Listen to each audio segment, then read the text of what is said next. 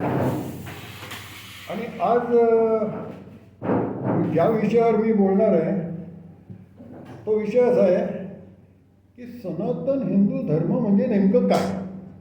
आपण सगळे हिंदू धर्म माहिती आहे, पण आजकाल काय होतं की पुढची पिढी बघाल जर ना त्यांना हिंदू धर्माबद्दल विचारायला गेलात तर तुम्हाला असं आढळतं की त्यांच्या जन्मदाखल्यात त्यांचे आईवडील हिंदू आहेत म्हणून ते हिंदू. पण सनातन हिंदू धर्माबद्दल जी माहिती असायला हवी ती बहुतेकांना नसते. आणि सर्वांची क्षमा मागून मी असं म्हणेन की मी जी काय पुढे हे बोलणार आहे थोडा वेळ, यातल्या बऱ्याच गोष्टी तुम्हाला माहिती नसतील. काही माहिती असतील पण त्यात थोड्या इकडून तिकडून पण अशा एकत्र आलेल्या माहिती नसतील. तर सुरुवातीला असं आहे की आपण कित्येक वर्षापूर्वी भारत हा समृद्ध देश होता आणि माध्यम जे होतं ते फक्त संस्कृत होतं. मॅकॉले आणि मॅक्समुलरने येऊन ती जबरदस्ती करून संस्कृत बंद पाडली. इंग्रजी माध्यम जबरदस्तीने सुरू केलं, तोपर्यंत संस्कृत हे माध्यम होतं. पण गोष्ट अशी त्यामुळे काय होतं की लढाया ज्या व्हायच्या, तलवारबाजी, गदा, भालाफेक, धनुष्यबाण, शारीरिक क्षमतेला महत्त्व होतं. त्यामुळे शिक्षण घ्यायला जे जातात गुरुकडे अशी माणसं मानसिक किंवा बौद्धिक विकासासाठी फार कमी जायची. थोडक्यात आजच्या शब्दात सांगायचं तर लिटरसी रेट फार कमी होता, कारण शिकायचं काय ते संस्कृतमधून. मग त्यावेळी जो शिकलेला त्याला सुसंस्कृत, न शिकलेला त्याला असंस्कृत असं म्हणत जो समाज निर्माण झाला, त्यातून निर्माण झाली ती संस्कृती. हे सगळं संस्कृतशी निगडीत. त्या प्रत्येक भाषेत तुम्ही बघाल तर काही ना काहीतरी संस्कृतचे शब्द असतातच. तर मी 2 शब्द घेऊन सुरुवात करणार आहे संस्कृतचे, माहितीचे आहेत आणि ते सगळ्या भाषेत आहेत. पितृधर्म आणि मातृधर्म. पितृधर्म पित्याचा धर्म, मातृधर्म मातेचा धर्म. म्हणजे काय? मुलाबाळांचं संगोपन करणं, त्यांना नीट त्यांच्या शारीरिक, मानसिक, आर्थिक विकासाकडे लक्ष देणं, सामाजिक विकासाकडे लक्ष देणं, स्वतःच्या पायावर उभं करणं वगैरे वगैरे वगैरे. मोठं काय सगळेच करतात ना. मग पितृधर्म आणि मातृधर्म म्हणून आपण म्हणतो त्यात वेगळं काय असतं ते एक छोटं उदाहरण देतो. छोटंसं गाव आहे. एक माणूस, त्याची बायको आणि त्याची मुलगी किंवा मुलगा छोट्या खोलीत राहतात. जास्ती काय तो माणूस शिकलेला नाही, काहीतरी ITI वगैरे असं केलेला म्हणून कामगार असं काम करणार. मुलगा किंवा मुलगी म्हणतो की आजकाल मुलं मुलीत भेद केला जात नाही. मुलगी मी म्हणून म्हणेन, पण मग काही ठिकाणी फ्री शिक्षण वगैरे असतं तसं काही नाही, दोघांना एक धरून चालायचं. तर ती मुलगी हुशार आहे, पण वर्कर म्हणून काम करतोय, तुटपुंज वेतन, महिन्याच्या शेवटी थोडी ओढाताण होतेच. त्यात झालं असं की याची चप्पल फाटली. बऱ्याच वेळा फाटल्यावरती तो ठिगळं मारून घेतली, त्याने चुका ठोकून घेतले. पण आता अशी झाली की ती रिपेअर व्हायच्या पलीकडे गेलेली आहे, पण खिशात पैसे नाहीत. हा जाताना नेहमी बघतो विंडो शॉपिंग. स्वस्त आणि मस्त पाहिजे, किंवा हिंदीत आजकाल त्याचं जास्ती चांगलं रूपांतर झालं आहे, सस्ता सुंदर टिकाऊ. स्वस्त पण पाहिजे, सुंदर पण पाहिजे आणि टिकाऊ पण पाहिजे. म्हणजे निदान 8-10 वर्ष नाही तर 4-5 वर्ष तरी चाललं पाहिजे. मग ती मी आज घेतली तर त्याची किंमत काय आहे, ती खिशाला परवडत नाही. हा बिचारा जातो आणि एक दिवस त्याचा नशीब असं होतं की साहेब त्याला बोलवतो आणि म्हणतो उद्यापासून तुला ओव्हरटाईम करायचं आहे, रोज संध्याकाळी थांबून नवीन ऑर्डर आल्या आणि कदाचित पुन्हा त्या रिपीट होतील, माहिती नाही. हा खुश लगेच वर्कआउट करतो, इतके पैसे मिळणार, 4 महिन्यानंतर मला नवीन चप्पल मिळणार. हा जोमाने लागतो आणि काम करायला सुरुवात करतो, ओव्हरटाईम वगैरे करतो. 1 महिना गेला, 2रा गेला, 3रा गेला, 4था गेला. सकाळी खुश, आज मला पगार होणार, संध्याकाळी मी नवीन चप्पल घेऊन घरी येणार. आणि नेमकी त्यावेळी त्याची मुलगी येते आणि म्हणते, बाबा आमच्या शाळेत ना एक सायन्सचं काहीतरी सेमिनार आहे, मला अटेंड करायचं आहे, मी करू का? म्हणतो कर की, त्यात मला काय विचारायचं. म्हणते नाही तो ॲक्च्युली आमच्या शाळेत म्हटलं तरी आमच्या शाळेत नाही आहे, ते आम्हाला दुसऱ्या शाळेत घेऊन जाणार स्कूल बसने. मग तिथे दिवसभर आमच्याकडनं वेगवेगळे ते प्रयोग करून देणार, ती त्यांची उपकरणं आम्हाला वापरायला लागणार, ते आम्हाला पत्रकं देणार, दुपारचं खायला वगैरे काहीतरी देणार, त्यामुळे त्यांना जास्त पैसे द्यायला लागणार याच्यासाठी. तो म्हणतो किती, आणि ती नेमकं जो आकडा सांगते तो ह्याने जमवलेले पैसे असतात. आमचं काही नाही, हरकत नाही, तू योग्य वेळ सांगितलं, आज माझा पगाराचा दिवस आहे, पगार घेऊन येतो, उद्या घेऊन जा. दुसऱ्या दिवशी हा तिला पैसे देतो, ती जाते आणि पुन्हा ती फाटकी चप्पल घेऊन फिरतो. यात तुम्हाला फरक काय दिसतो? तर हे नुसती जबाबदारी नाही आहे, हे निस्वार्थपणे केलेलं एका प्रकारचं समर्पण. इंग्लिशमध्ये चांगलं सांगता येतं, रिस्पॉन्सिबिलिटी विथ सेल्फलेस कमिटमेंट.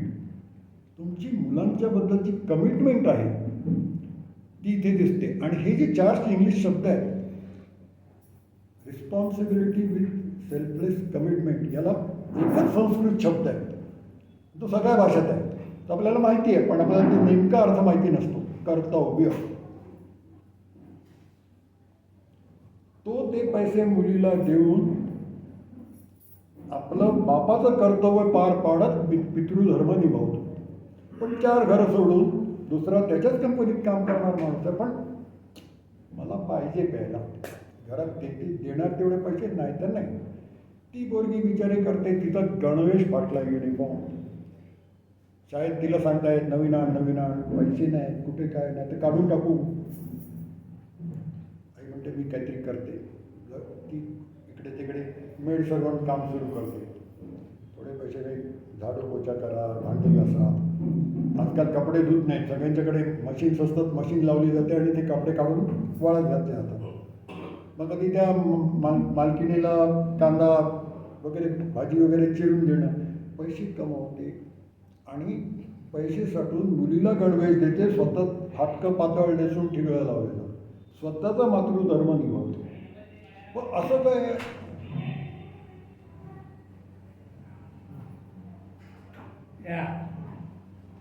तर असा जर भातृधर्म आणि पितृधर्म असतात, असा भ्रातृधर्म सुद्धा आहे. पण भ्रातृधर्म तुम्ही म्हटलं तर भ्राताचा खरा अर्थ आहे भाऊ, पण आजच्या काळात भाऊ किंवा बहीण कोणी म्हणजे दोघात फरक धरला जात नाही. तुम्ही बघितलं असेल काय काय अशा गोष्टी होतात की आई वडील लवकर गेले, मग मोठा भाऊ किंवा मोठी बहीण जबाबदारी घेते, स्वतः लग्न न करता बाकीच्या भावंडांचं सगळं शिक्षण पुरं करते, त्यांना स्वतःच्या पायावर उभं करते, किंवा स्वतःचं लग्न झालं असेल तर स्वतःला मुलं नाही होणाऱ्याची काळजी घेत त्यांना मुलासारखं वाढवते. भ्रातृधर्म निभावला जातो.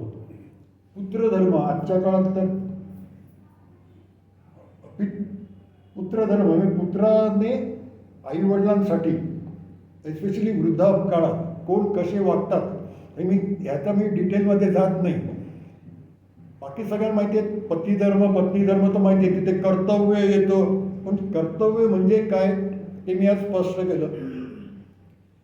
काही आणखीन महत्त्वाचे म्हणजे राजधर्म.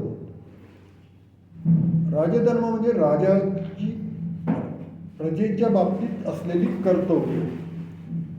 आजच्या काळात राजाला अर्थ नाही, म्हणजे निवडून आलेला असतो तोच राजा असतो. आजचे आपले प्रधानमंत्री आहेत जे तळागाळातल्या लोकांसाठी गेल्या 10 वर्षात त्यांनी जे केलेलं आहे तसं आधी कोणी केलेलं आढळत नाही. त्यांनी स्वतःच्या तोंड्या भरलेले बरेच लोक होते. म्हणजे किती लोकांनी स्वतःची कर्तव्य पार पाडली आणि किती लोकांनी नाही पाडली हे आपण स्वतः ठरवू शकतो, तर मी काय विश्लेषण करणार नाही. तसंच राष्ट्रधर्म. राष्ट्रधर्माच्या बाबतीत लोकांना बऱ्याच वेळा समजत नाही जर की काय. साधी गोष्ट, काही तुमची कर्तव्य काय असतात. पहिली गोष्ट म्हणजे प्रत्येक वेळी मतदान करणं, योग्य माणसाला, योग्य व्यक्तीला, योग्य पक्षाला मतदान करणं, ज्याच्यामुळे देशाचं आणि नागरिकांचं भलं होईल. मला टी व्ही गिफ्ट मिळाला मग मी त्याला देणार, हा राष्ट्रधर्म होत नाही. हा जसा प्रकार तसा दुसरा प्रकार म्हणजे टॅक्सेस स्वतःचे सगळे प्रॉपरली देणं. मला ना तो सोन्याचा हार करून घ्यायचा आहे. अच्छा, त्याची किंमत इतकी होते, पण तुम्हाला त्याच्यावर GST साधारण एक 28,000 पडेल. अरे बापरे, 28,000 GST कॅशमध्ये दिले तर चालतील का? तुम्ही राष्ट्रधर्म पाळत नाही आहे. राष्ट्रधर्म पाळला तर तिथे टॅक्सेससुद्धा तुम्ही वेळच्या वेळी द्यायला पाहिजे. कायदेशीर गोष्टी तुम्ही हव्या तशा करायला पाहिजे. मित्रधर्म आहे, शत्रुधर्म आहे. तो शत्रुधर्म चुकीचा वापरला म्हणून पृथ्वीराज चव्हाण मेला. 18व्या पृथ्वीराज चव्हाण जिंकला त्या गोरीशी आणि गोरीन पाय धरून त्याला जीवदान मागितलं. शत्रुधर्म म्हणून येण्यात सोडलं. त्याला कुठला शत्रुधर्म माहिती. त्यामुळे तुम्ही कोणाबरोबर धर्म पाळायचा प्रयत्न करताय ह्याचा पण आपण विचार करायला पाहिजे. त्याला काय धर्म, तो काय धर्म मानतो किंवा पाळतो.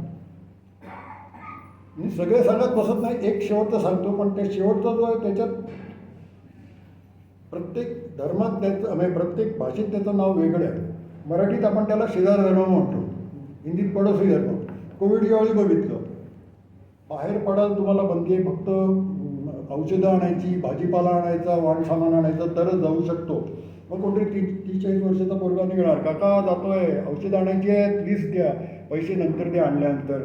माझी तुम्ही द्या, मला काय आणायचं. एक एक करत जातो. आल्यावरती हे घ्या तुमचं, हे घ्या तुमचं, मी माझ्या घरी देतो, पहिला निवांत पैसे द्या. 2 खोल्या सोडून माणूस सांगतो की बघ जरा बाहेर कोणी नाही ना, नाही तर सांगतील मला घेऊन जा, माझं कोण आण. असतात लोक. तर तुम्ही ठरवायचं की तुम्ही शेजार धर्म पाळता की नाही. आता मी बरेच धर्म सांगितले बरोबर. अजूनपर्यंत उपरवाला ईश्वर कुठे बोललो. ज्यावेळी मी म्हटलं की मी हिंदू धर्मावर बोलणार आहे, सगळ्यांना वाटलं की मी ईश्वर उपरवाला याच्यावरती चर्चा देणार आहे. तो बाजूला ठेवा. हा सगळा एवढा मोठा पसारा हिंदू धर्माचा कोणाच्या लक्षातच येत नाही. आणि तो देवधर्म सुद्धा आहे. हा सगळा पसारा तुम्ही जर हिंदू धर्माचा घेतला तर मग हिंदू कोणाला म्हणायचं. परीक्षेत पास व्हायला किती लागतात? 1/3, 1/3 मार्क. मग तुम्ही 1/3 पाळले ह्यातले तर तुम्ही हिंदू होऊ शकता. With one condition. एक कंडिशन आहे, तुम्हाला राष्ट्रधर्म पाळणं गरजेचं आहे. सर्व जे आहे ते भारत मातेसाठी आहे, या मातीसाठी आहे. तुम्हाला राष्ट्रधर्म पाळणं गरजेचं आहे. आणि सगळ्या या धर्मापैकी तुम्ही 1/3 जरी धर्म पाळत असलात तरी तुमचा धर्म हिंदू होतो. मग तुमचा मजहब वेगळा असला तरी, जसे आपले प्रेसिडेंट कलाम किंवा आता केरळाचे कोण होते ते गव्हर्नर बदलून गेले, अरे हां, ते तो माणूस हिंदूसारखाच आहे हो तो म्हणजे त्याला हिंदू न म्हणणं हा हिंदू धर्माचा अपमान म्हणेन मी. कारण तो सगळ्या गोष्टी तो दनादन सांगतो. एक एक मला माहिती नसले, आपल्याला माहिती नसलेले श्लोक तो तिथे रिपीट करतो. माहिती ना, एवढा त्याचा व्यासंग आहे, त्याचा जबरदस्त व्यासंग आहे. आणि मग हिंदुत्व म्हणजे काय? तर हिंदुत्व म्हणजे डिस्टिंक्शन.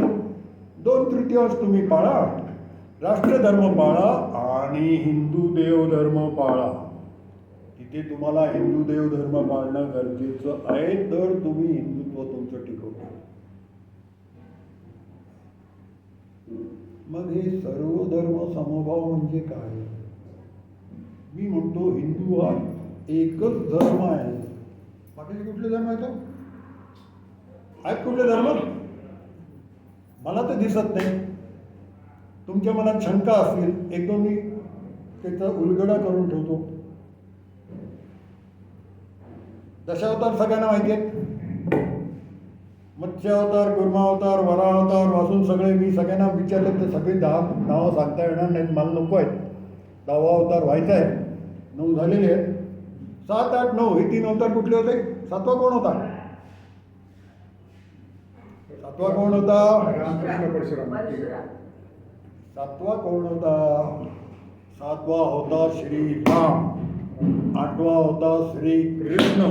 पण जे श्रीरामाची पूजा करतायत तो वेगळा धर्म, श्रीकृष्णाची पूजा करतायत तो वेगळा धर्म, असं म्हणतो का आपण?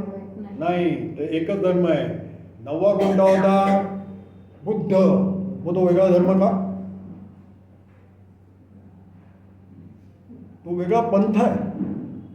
हिंदू धर्माखालचा तो वेगळा पंथ आहे. हे राजकारण्याने हे डिवाइड अँड रूल म्हणून त्याला बाजूला काढलाय. बुद्ध हा वेगळा धर्म नाहीये, हा हिंदू धर्माखालचा पंथ आहे. आणि हे सगळीकडे अशी लांडी लबाडी राजकारण्याने केलेली आहे. तुम्हाला शीख धर्म गुरु नानकने सुरू केला. 10 गुरु झाले. 10व्या गुरुनी गुरु गोविंद सिंगने सांगितलं की याच्यापुढे आमचा गुरु ग्रंथ साहेब आहे, त्याला गुरु माना. आणखीन कोणी गुरु प्रतापबंद. 9वा तेग बहादूर आणि 10वा गुरु गोविंद सिंग, दोघांची हाल करून त्यांना औरंगजेबाने मारलं. पण हे तिथे पहिले का उभे होते? ते त्यांची फायटिंग जे लढाई चालली होती का चालली होती? हा धर्मच का उभा राहिला? हिंदूंचं मुसलमानापासून रक्षण करण्यासाठी हा शीख धर्म अस्तित्वात आला. आणि या 2 गुरुपैकी नेमक्या कोणी मला आठवत नाही, पण दोघांपैकी एकाने सांगितलं. तर त्या काळी काय होतं, हम दो हमारे दो नव्हतं. 5-7 मुलगी 5-7 मुली घरात, म्हणजे एकत्र कुटुंब. त्याने सांगितलं सगळ्यात मोठा मुलगा असेल तो आम्हाला द्या, आम्ही लढवय्या करू त्याला. घरातला मोठा मुलगा तिकडे जायचा, मग ते लढायला जायचा, म्हणून तो सरदार आणि आदराने सरदारजी आपण त्याचा जोक करून ठेवलाय. तो सरदारजी मग तो कच्च्याकडा करपान केश कंगी पास त्याचे आणि सगळे ते फॉलो करणार, बाकीचे हिंदू. मग हा कसा वेगळा धर्म? हा सुद्धा पंथच झाला ना. 50 वर्षापूर्वी लोकसत्ताचे संपादक त्या काळी होते ते कोणी, त्यांनी ते अमृतसरला जाऊन आले होते आणि त्यांचे ते तो प्रवास वर्णनाबद्दल त्यांनी लोकसत्तात लिहिलं होतं. आणि त्याच्यात त्यांनी लिहिलं होतं की मी तिथे पोचलो आणि मला आश्चर्याचा धक्का बसला. त्या हरमंदर साहेबला मी जेव्हा गेलो, तिथे हरमंदर साहेब हे काय बघितलं तर मला तिथे त्यांनी लिहिलं, मला असं आढळलं की तिथे मोठ्या अक्षरात देवनागरीमध्ये हरी मंदिर लिहिलेलं होतं. हरी इज विष्णू. हा वेगळा पण धर्म कसा? त्याच्यात ग्रंथसाहेबमध्ये 700 का 800 नामदेवाचे दोहे आहेत. नामदेव म्हणजे पांडुरंग, विठ्ठल म्हणजे विष्णू. मग हा धर्म कसा वेगळा? हा पण पंथ. मग दुसरा कुठला धर्म आहे? सगळे आहेत ते मजहब किंवा रिलिजन.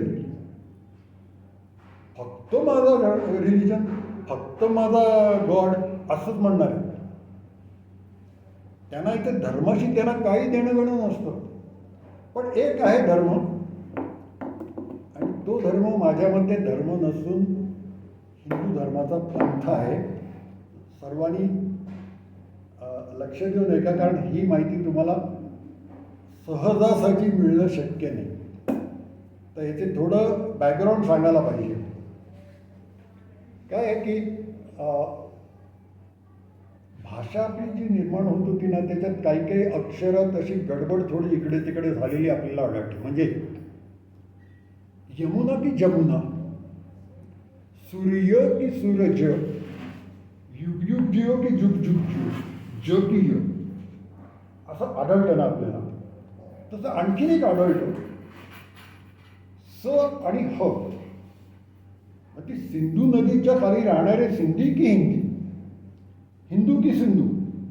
हे सिंधू देश आता जे चालू आहे तो ओरिजिनल का होतं, सिंधू की हिंदू. आपण हिंदीत कसं कैसा आहे विचारतो ना, कोणाला भेटला वगैरे कैसा आहे, ते राजस्थान हरियाणा बॉर्डरला जा कैसा सही, ते कैसा आहे नाही विचारणार, कैसा सही. एस्पेशली कोण जर हिंदी सिरियल बघत असेल ना, तर तुम्हाला तिथे ते लगेच कैसा सही लगेच लक्षात येईल तुमच्या. पंजाबात गेला पायहा पायहा, पैसा नाही म्हणणार, पायहा. असं आणि ह जो आहे ना, हा फरक होतो. त्याचा इथे काय संबंध? तर इथे संबंध असा,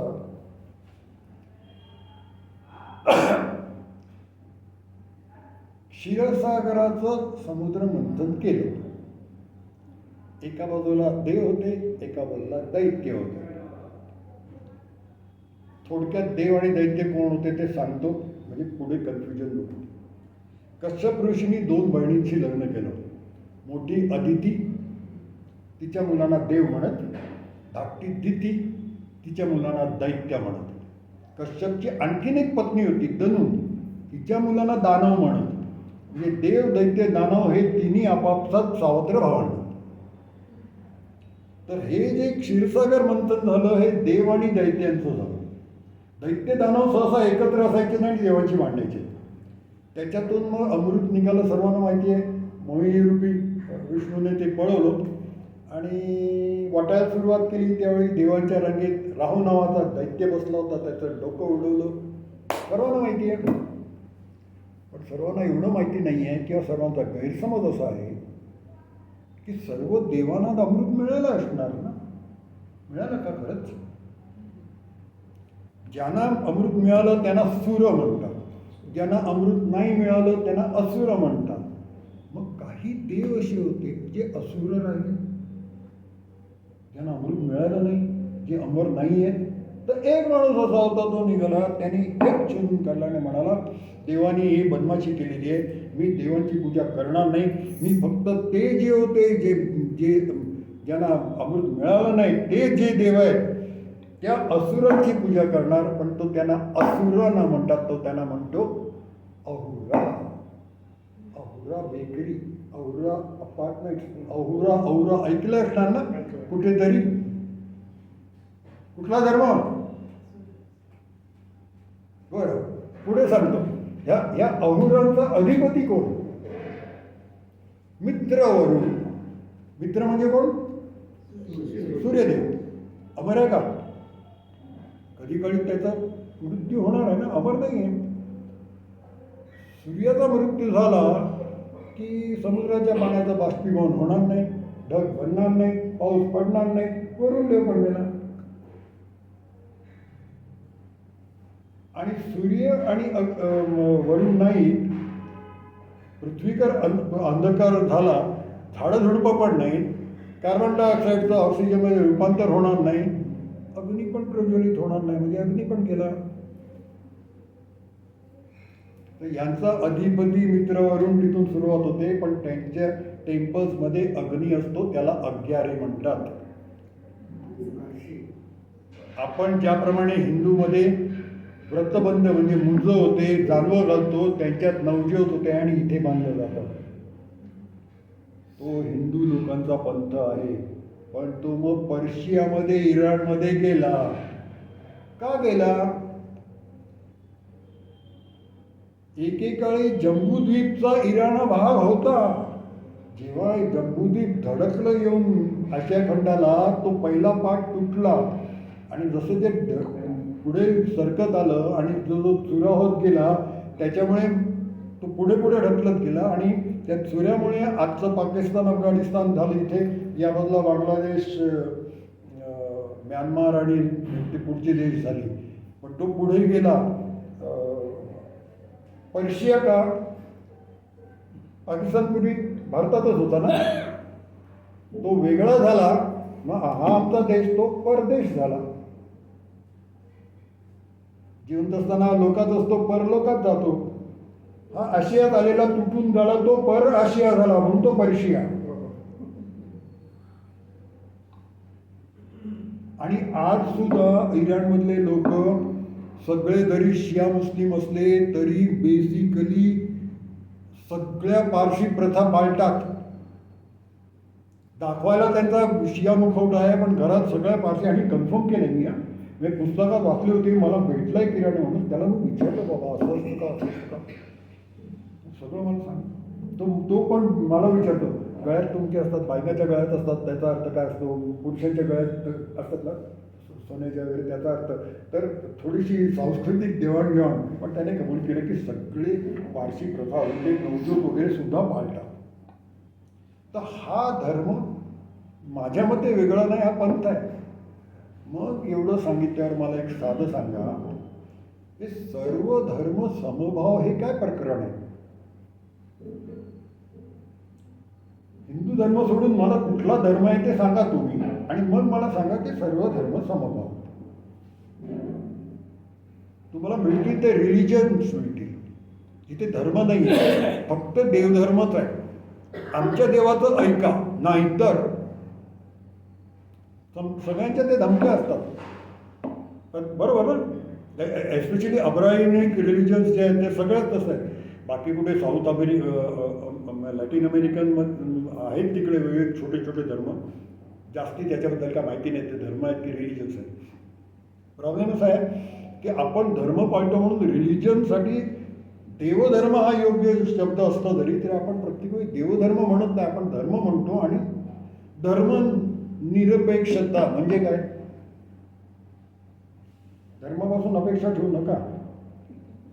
मग हिंदू धर्म सोडूनच बाकीचे अपेक्षा ठेवा, म्हणजे हा अँटी हिंदू झालं का?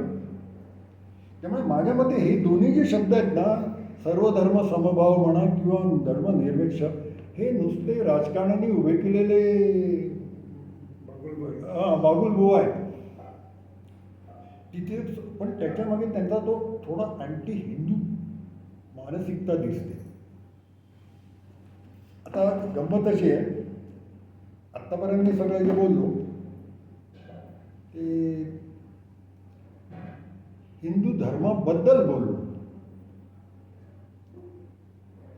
हिंदू धर्माच्या संदर्भात बोललो, पण हिंदू देवधर्माबद्दल काय बोललो नाही. आता मी एक घोट पाणी पितो आणि गरज आहे.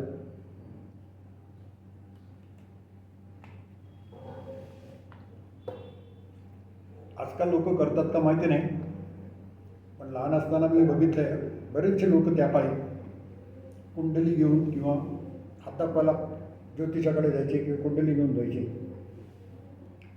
आयुष्यात एकदा तरी माणसाने गंमत म्हणून तरी हा प्रकार करून बघितलेला असतो. हे माझं भविष्य सांग. आणि नेमका भविष्य सांगणारा असतो तो काय करतो?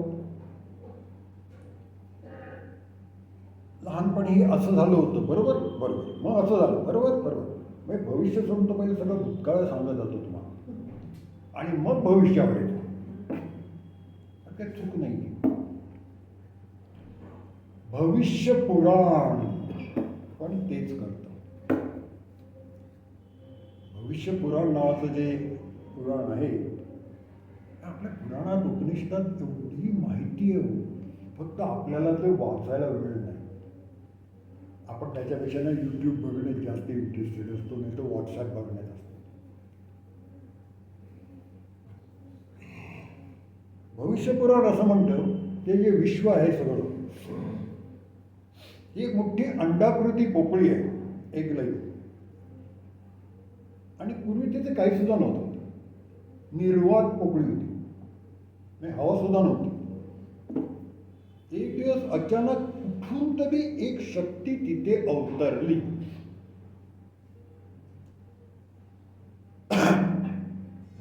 त्याच्यापुढे भविष्यपुराणात असं म्हटलं आहे, ती शक्ती आधी कुठे होती आम्हाला माहित नाही. ती जागा त्या शक्तीने का सोडली आम्हाला माहित नाही. त्या जागेवरनं ती शक्ती इथे कुठल्या मार्गाने आली आम्हाला माहित नाही. ती शक्ती इथेच का आली आम्हाला माहित नाही. आम्हाला फक्त एवढं माहिती आहे ती कुठेतरी होती आणि इथे आली. आता ही शक्ती म्हणजे काय? पॉलिटिकल पॉवर नाही, फायनान्शियल पॉवर नाही, ऊर्जा, एनर्जी पॉवर. आणि शक्तीने इथेला सगळ्यात पहिलं काय केलं तर सगळी ती अंडाकृती जागा पाण्याने भरून काढली आणि त्याच्यात ती राहिलं. संस्कृतमध्ये एक शब्द आहे अर. अरचा अर्थ आहे वेगाने वाहणारं पाणी. पण हे पाणी वेगाने वाहणारं नव्हतं म्हणून हे न अर. तर या न अरमध्ये ही शक्ती राहायला लागली, म्हणजे अयन करायला लागली. शयन करणे म्हणजे झोपणे, अयन करणे म्हणजे राहणे. तर या न अरमध्ये अयन करणाऱ्या त्या शक्तीलाच न अर अयन म्हणायला लागली. माहिती आहे सर्वांना? न अर अयन, न अर अयन, न अर अयन, नारायण नारायण नारायण नारायण नारायण नारायण. आणि मग त्या शक्तीने ठरवलं की हे सगळं जग निर्माण करायचं आणि ग्रहधरे धनाधन धनाधन निर्माण केले. आणि मग निवांत बसले असताना नाभीतून महापद्म आलं, त्याच्यात ब्रह्मा होते. त्यांनी ब्रह्माला सांगितलं हे बघ, हे सगळं बनवलं, याची जीवसृष्टी तू तयार कर. म्हणजे आता पहिली गोष्ट म्हणजे ब्रह्मांडामध्ये इथे इथपर्यंत याच्यात गोष्ट अशी आहे, घरनं तुम्ही कारने इथे आलात ना, तर कारचं ऊर्जा निर्माण होते इंजिनमध्ये, किती गरम होतं, सर्क्युलेशनला पाणी लागतं. थर्मल पॉवर स्टेशन असो किंवा ऑटोमिक पॉवर स्टेशन असो, गरम होतं. ऑटोमिक पॉवर स्टेशन तर सगळे समुद्र किनारीच असतात, कारण पाणी भरपूर लागतं थंड ठेवायला. विश्व निर्माण करणारी शक्ती किती गरम असेल, थंड ठेवायला पाणी लागणार, म्हणून पाणी निर्माण करून त्याच्यात राहिली, म्हणून विष्णू नेहमी समुद्राच्या तळाशी. एवढी जबरदस्त ऊर्जा आहे म्हणून. तर त्यांनी ब्रह्माच्या ताब्यात दिलं आणि सांगितलं की बाबा तू इथे जीवसृष्टी तयार कर.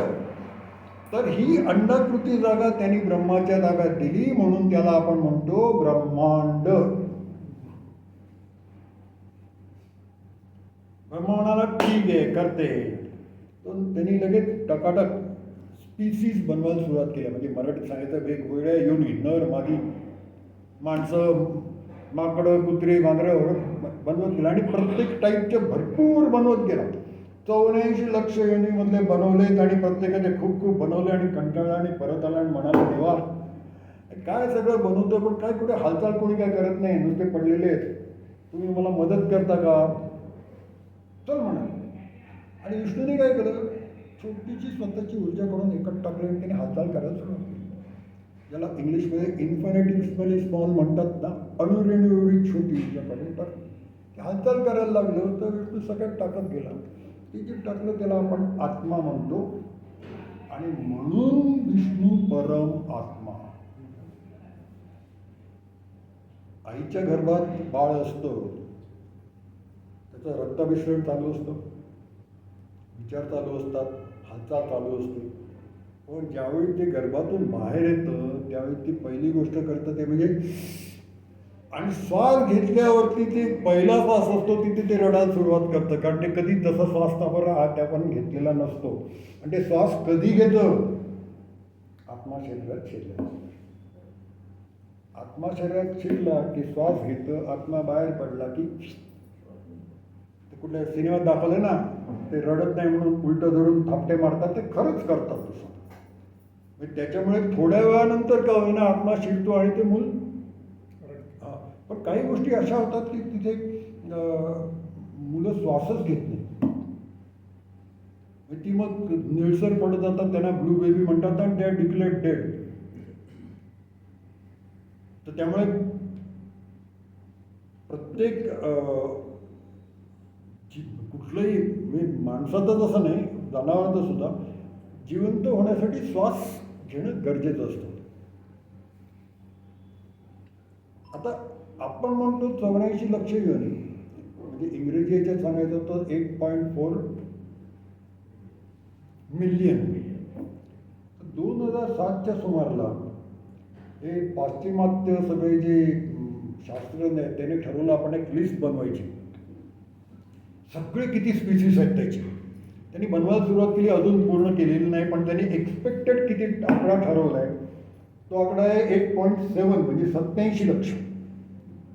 मी म्हणतो 84 लक्ष बरोबर आहे, त्यांचं एक्सपेक्टेड 87 आहे. का 87 आहे? 8.7 मिलियन का? 2 मिलियन का नाही? 20 मिलियन का नाही? आम्ही 8.4 मिलियन म्हणतो, छाती टोकून म्हणतो. प्रत्येकजण सांगणार 84 लक्ष इथून, बरोबर ना? हिंदू धर्मात शिक्षा, तुम्ही शिक्षा मिळता ना, तुम्हाला सांगतात ते 84 लक्ष योनीतून आत्मा फिरतो. शेवटचा जन्म माणसाचा महत्वाचा.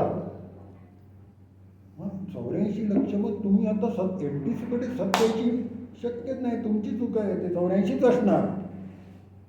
म्हणजे आपले पूर्वज मूर्ख नव्हते, त्यांच्यावरती डाऊट घेणारे आपण मूर्ख, जर आपण डाऊट घेतला तर. प्रत्येक गोष्टीला कुठे ना कुठेतरी प्रॉपर नाही, सगळं सायंटिफिक आहे, सांगतो तुम्हाला पुढे सुद्धा. तर इथे आत्मा म्हणतो आपण ना, इंग्रजीत ज्याला सोल म्हणतात ना, तो आत्मा नाही. सोल म्हणजे काय, त्याचं काही डेफिनेशन नाही आहे. तो तुम्हाला देव तुम्हाला सोल देतो, एकच तुम्हाला बॉडी मिळाली, परत गेल्यावर तो सोल परत घेऊन जातो. ते तसं नाही आहे. इथे डेफिनेशन आहे. एवढी ऊर्जा असलेली शक्ती, त्या शक्तीने स्वतः ती छोटी ऊर्जा काढून टाकली आहे. तुम्हाला शक्ती ती दिलेली आहे, तो आत्मा आहे. आता आणखीन एक ह्याच्या पुढची स्टेप म्हणजे अशी, शाळेत असताना सगळ्यांनाच 7वी 8वीत काहीतरी शिकवतात की ढग असतात ना, ढग पावसाळ्यात, ते पॉझिटिव्हली चार्ज आयन असतात किंवा निगेटिव्हली चार्ज आयन असतात. मग ते उंच इमारती किंवा झाडाजवळ आल्यावरती वीज पडते. सगळ्यांनाच हे माहिती असतं. पण बऱ्याच वेळा असं होतं की उंच इमारतीवरती वीज पडू नये म्हणून लाईटनिंग अरेस्टर लावतात. आता लाईटनिंग अरेस्टर कसा असतो की एक गोळा असतो आणि त्यात स्पाइक्स असतात, तसे काटे असतात आणि तो असतो तिथपासून ना एक कॉपर ची पट्टी जी असते ती सरळ ठेवून जमिनीत घुसडलेली असते. आता त्याचं काम कसं चालतं, तर ढग आला आणि समजा त्याच्यावर पॉझिटिव्हली चार्ज आयन असतील तर तो ताबडतोब या लाईटनिंग अरेस्टरमध्ये निगेटिव्हली चार्ज आयन इंड्यूस होतात आपोआप आणि ह्या बाजूला इंड्यूस झाले की दुसऱ्या बाजूला पॉझिटिव्हली चार्ज होतात. ते जमिनीत अर्थिंग असल्यामुळे ते निघून जातात. इथे उरतात फक्त निगेटिव्हली चार्ज, ते राहू शकत नाही. म्हणून ते टाटेचे टोकरी काढायचं, त्यातून बाहेर पडत हवेतनं ते ट्रॅव्हल करत ढगात जातात आणि ढगातल्या पॉझिटिव्हली चार्ज आयन्सना नलिफाय करतात. म्हणजे त्यामुळे वीज पडायचा धोका जातो. यात महत्त्वाची गोष्ट काय आहे की तो पॉझिटिव्हली चार्ज आयन असलेला ढग असेल तर इथे निगेटिव्हली चार्ज इंड्यूस होतो. तो निगेटिव्ह असेल तर इथे पॉझिटिव्ह इंड्यूस होतो. पॉझिटिव्ह चांगला, निगेटिव्ह वाईट वगैरे काय नाही, तो फक्त इक्वल अँड अपोजिट असतो. तर ज्यावेळी एवढी मोठी शक्ती बसली होती तिथे नारायण रूपी, ऑटोमॅटिकली तो इक्वल अँड अपोजिट तिकडे तयार झाली शक्ती. इमॅक्युलेटली, स्वयंभू. माहिती आहे सर्वांना, त्याला आपण स्वयंभू म्हणतो. स्वयंभू स्वयंभू स्वयंभू स्वयंभू शंभो शंभो शंभो शंभो शिवशंभू. म्हणून शिवशक्ती ही शक्ती आली होती ती आणि ही ऑटोमॅटिकली इंड्यूस झाली. आणि दोन्हींचा, कारण ब्रह्माचा जन्म सुद्धा शक्तीमुळेच झाला ना, ह्या दोघांना म्हणून ती शिवशक्ती. आता मी सगळ्यांची क्षमा मागून विचारतो, हे जी माझी बडबड झाली आहे बराच वेळ, किती गोष्टी खऱ्याच माहिती होत्या. मी ज्यांच्याशी बोलत आहे सांगितलं की मला रेकॉर्डिंग करायचं आहे, कारण आणि मी डेअरिंग करतो की मला माहिती आहे. आणि मी तुम्हाला हे सगळं सांगतोय 5 वर्षापूर्वी 2020च्या गुढीपाडव्याला अमेरिकेच्या Amazon.com इथलं Amazon.com मी एक पुस्तक माझं इंग्लिशमधलं प्रसिद्ध केलं. हे जे मी काय बोलतोय त्या पुस्तकातलं एक चॅप्टर आहे. त्याच्यात काय होतं, पुस्तक मी लोकांना सांगतो, माझ्याशी येऊन बोला ना, ते घेतले लोकांनी, घेतलेच पाहिजे, ओळखीच्या लोकांनी चर्चा करा.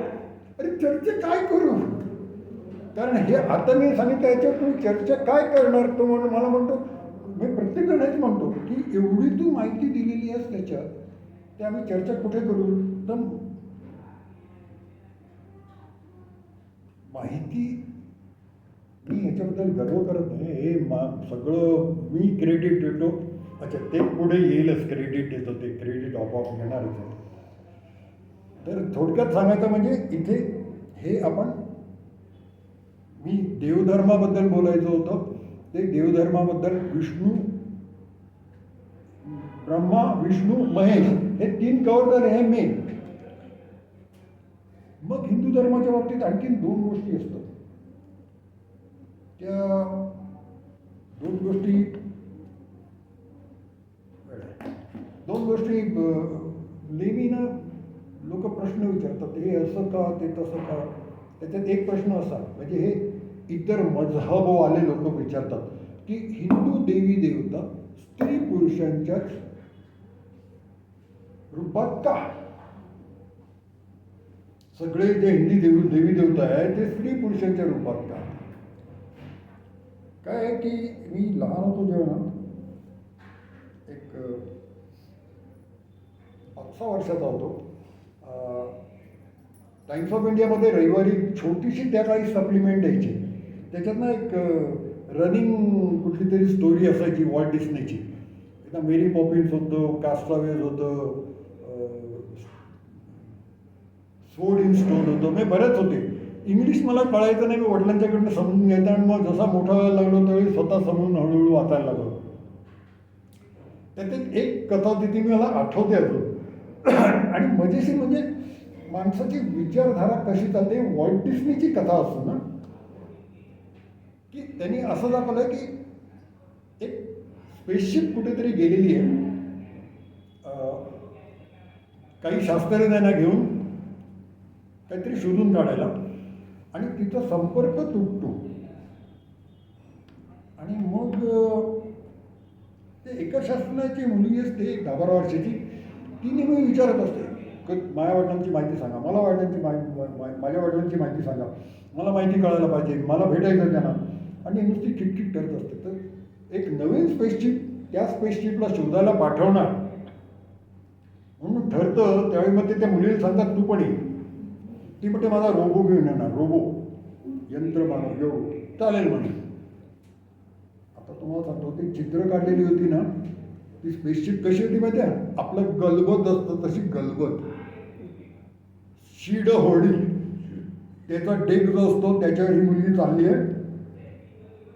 बाजूला तो रोबो कसा आहे, पोस्टाची पेटी असते ना, अशी झाडावर किंवा दरवाज्यावर लावलेली छोटीशी पेटी असते, त्याच्याच आकाराचा थोडा.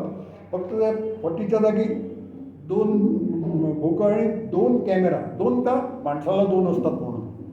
इथे गोल भोक आणि स्पीकर बोलायला, आणि चालायला म्हणून खाली व्हील्स. आणि ती त्या डेकवर चालते आणि तो रोबो पण चालतोय.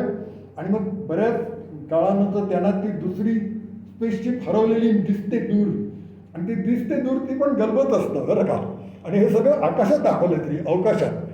म्हणजे त्यावेळच्या हे कधीची गोष्ट आहे, 1950च्या सुमाराची गोष्ट आहे.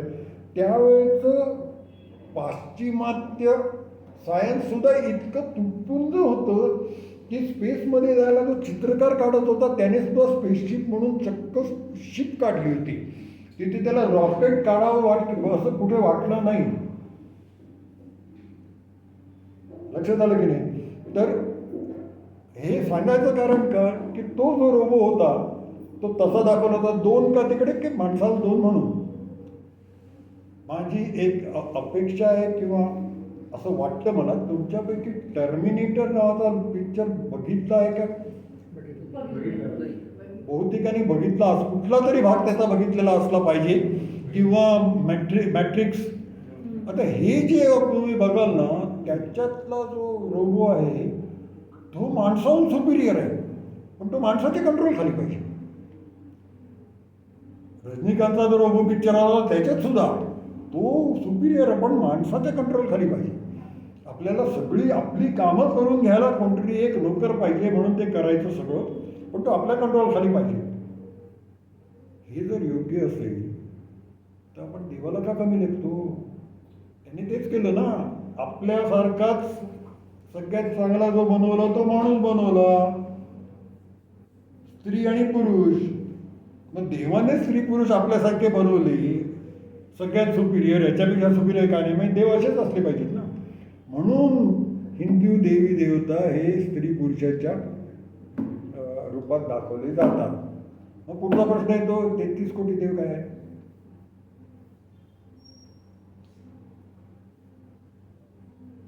एक म्हणजे खरं म्हटलं तर हिंदू धर्म असं म्हणतो, देव एक आहे, देव सर्वत्र आहे, पण तो वेगवेगळ्या नावाने ओळखला जातो. बरोबर?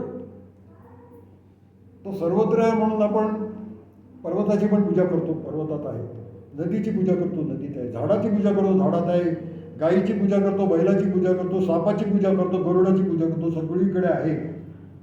आपण एकमेकांना भेटल्यावर आपण नम असते, नमस्ते म्हणजे नम असते, तुमच्यातल्या देवाला मी नमन करतो, तुमच्या माझ्यातही आहे. हे पाश्चिमात्य लोक आहेत ना, ते नुसते वरवर काम करणार, त्यांना आता काही अर्थ कळला नाही. पण हे सगळं हिंदू देवधर्माशी निगडीत असल्याने झालं होतं काय, माझंच सॉरी कुठे गेला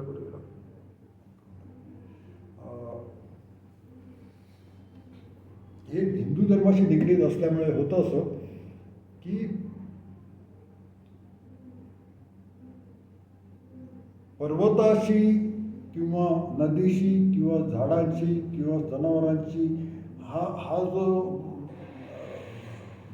देव आहे म्हणून जो काय म्हणतात त्याला एक भाव निर्माण केला जातो. प्रत्येक बाबतीत धर्म म्हटला की तिथे कर्तव्य आलं. म्हणजे तुमची कर्तव्य येतात की तुम्ही नदीशी कसं वागायला हवं, कसं वागता कामा नये, झाडांशी, परत जनावरांशी. थोडक्यात काय, एन्व्हायरमेंटल बॅलन्स कसा मेंटेन करायचा याच्याकडे दुर्लक्ष केलं तुम्ही. काय त्यांना कुठे एन्व्हायरमेंटल बॅलन्स आता ते बोंबाबोंब करतात, कारण ते विध्वंस सगळा वेस्टर्न लोकांनी केलेला आहे. आणि वेस्टर्न म्हणजे युरोपियन आणि युरोपियन डिसेंडंट, दुसऱ्या कोणी नाही. ते सगळीकडे घुसलेत आणि आफ्रिकेत असो, एशियात असो, सगळीकडे जाऊन त्यांनीच गडबड केलेली आहे. तर coming back to the point, 33 कोटी देव म्हणजे काय. तर काही लोक असं म्हणतात, नाही ते कोटी म्हणजे करोड नाही. मग ते ना कुठेतरी आकडेवारी करून ना 33चं काहीतरी हे अमुक ते तमुक करतात आणि स्वतःची पाठ थोपटून घेतात आणि मी टाळ्या वाजवतो वा वा म्हणतो. मग खरं 33 कोटी देव म्हणजे काय आहे, तर आपण एक समजून घेऊया.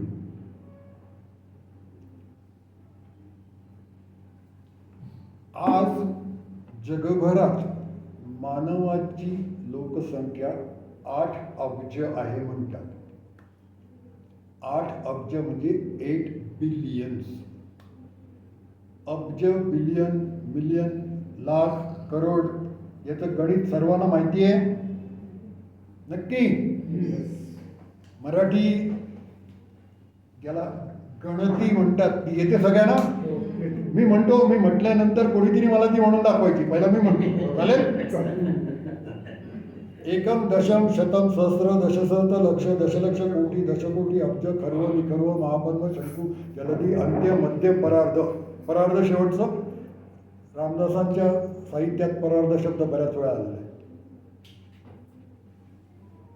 आणि परार्ध महत्वाचा का, परार्ध वर्षापूर्वी बिग बँग होऊन हे सगळं निर्माण झालं. परार्धाच्या पलीकडे गणती नाही, तिथून सगळी गणती सुरू. मग याच्यात आपण काय, आपलं गणती कशी आहे की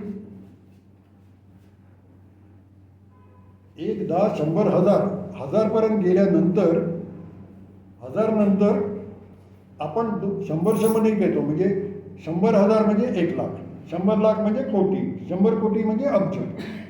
पण ते अमेरिकन वेगळे घेतात ना, ते सुरुवातच 1000 नाही करतात. 1000 वेळा 1000 म्हणजे मिलियन, म्हणजे आपले 10 लाख. 1000 वेळा मिलियन म्हणजे बिलियन, म्हणजे आपला अब्ज. 1000 वेळा बिलियन म्हणजे ट्रिलियन, म्हणजे आपलं महापद्म. आणि या महापद्माला दुसरं एक आहे की हा जो ट्रिलियन आज म्हणतात ना, तो खरा ब्रिटिश बिलियन जो आहे ना, तो मिलियन टाईम मिलियन, म्हणजे आज ज्याला ट्रिलियन म्हणतात तो खरा ब्रिटिश बिलियन, तो महापद्म. पण हिंदीमध्ये काय करतात, अब्जाचं अरब, खर्वचं खरब, निखरवचं निखरब, महापद्माचं 1 लाख करोड. आता बजेटच्या वेळी तुम्हाला इतके लाख करोड, इतके लाख करोड, तुम्हाला लाख करोड म्हटलं कुठे काय डोक्यात दिसत नाही. खरी गोष्ट आहे. मी मॅथमॅटिक्स ऑनर्सचा पण ग्रॅज्युएट आहे, इंजिनिअरिंग पण केलं आहे, मॅथमॅटिक्स ऑनर्सचा पण ग्रॅज्युएट आहे. पण 1 लाख करोड म्हटल्यावर डोक्यात लगेच घुसत नाही. ट्रिलियन म्हटलं की पटकन लक्षात येतं ट्रिलियन म्हणजे काय. महापद्म म्हटलं की मला माहिती आहे महापद्म इज ट्रिलियन म्हणून लगेच लक्षात येतं. 1,00,000 करोड म्हणजे काय, किती लाख, इतके करोड, इतके किती शून्य झाली आणि म्हणून म्हणून तेवढं. तर coming back to the point, जगाची लोकसंख्या 8 अब्ज 8 बिलियन आहे असं म्हणतात मानवाची. त्याच्यात आपण ना हे 4 पायाचे सगळे जनावर आहेत ना, मांजर, कुत्री, घोडे, गाढव, हत्ती, उंट, वाघ, सिंह, सगळे त्यांची लोकसंख्या ॲड करायची. सगळ्या 4 पायांची लोकसंख्या म्हणजे किती वाघ आहेत तेवढे सगळे, किती हत्ती आहेत, आबालवृद्ध ॲड करायचे. कुत्रे, मांजरं, मग ते बेवारशी कुत्रे असोत, रस्त्यावरचे किंवा पाळलेले असोत, सगळी ॲड करायची. त्याच्यानंतर मग तुम्ही सरपटणारे ॲड करा त्याच्यात. साप, नाग, अजगर, तिथपासून मग खार, सरडा, घरातली पाल, आळ्या वगैरे जे असतात त्या सगळ्या, कीटक म्हणजे फुलपाखरू, मधमाशी, गांधील माशी, घरातली माशी, झुरळ, मुंगी, मुळा, हे सगळे ते पण ॲड करा. प्रत्येकाची लोकसंख्या बरं का, एक एक नाही. मग तुम्ही त्याच्यात ॲड करा सगळे पक्षी, प्रत्येक पक्षाची लोकसंख्या. काय थवा आहे, 200 तरी असतील ना. तो एका टाईपच्या पक्षाचा, एका वेळी दिसणारा 200 पक्षाचा थवा आहे, पण त्याचे सगळे थवे किती असतील सगळी ॲड करा त्याच्यात. ठीक आहे. जलचर, मग ते शिंपले, खेकडेपासून देवमाशापर्यंतचे सगळे, त्या प्रत्येकाची लोकसंख्या ॲड करा. उरलं काय, बॅक्टेरिया. बॅक्टेरिया जे असतात ना ते हवेत एक दुसऱ्याशी उडत जात नाही. आपल्याला जो धुळीचा कण दिसतो ना, उघड्या डोळ्याने जो छोट्यात छोटा कण आपल्याला दिसतो, त्याच्यात मिलियन्स ऑफ बॅक्टेरिया असतात. ते कॉलनी करून राहत असतात. ते पाण्यात ज्यावेळी पडतो ना तो धुळीचा कण, ते मग ते पाणी पोटात गेल्यावर प्रॉब्लेम सुरू होतात. म्हणजे एअरबाउंड जरी असलेत ना बॅक्टेरिया, तरी ते पाण्यात गेल्यावरती ते तुम्हाला सुरू होतात. नाही तर हवेत असल्यामुळे हां कधी कधी तसे धुळीचा कण नाकात शिरला होऊ शकतात. पण मग हे सगळे तुम्ही एकत्र घेतले तर किती आत्मे होणार हो? Trillions of trillions of trillion, की अमिबा वगैरे सगळे छोटे मोठे जितके काही आत्मे पृथ्वी तलावर आहेत ते सगळ्याची तुम्ही टोटल केली तर किती होणार? Trillions of trillions of trillions of किती माहिती नाही, बरोबर? आणि प्रत्येक आत्मा 84 लक्ष योनीतून जाणार. मग कुठला आत्मा कुठल्या क्षणी कुठल्या योनीत आहे, किती वेळ तिथे राहणार आहे, कुठे कधी जाणार आहे, त्याच्या पापूर्णाचा हिशोब काय आहे, कोणीतरी लक्ष ठेवायला पाहिजे ना. म्हणजे सगळं बघायचं असेल तर किती जण लागणार? ते 33 कोटी देव.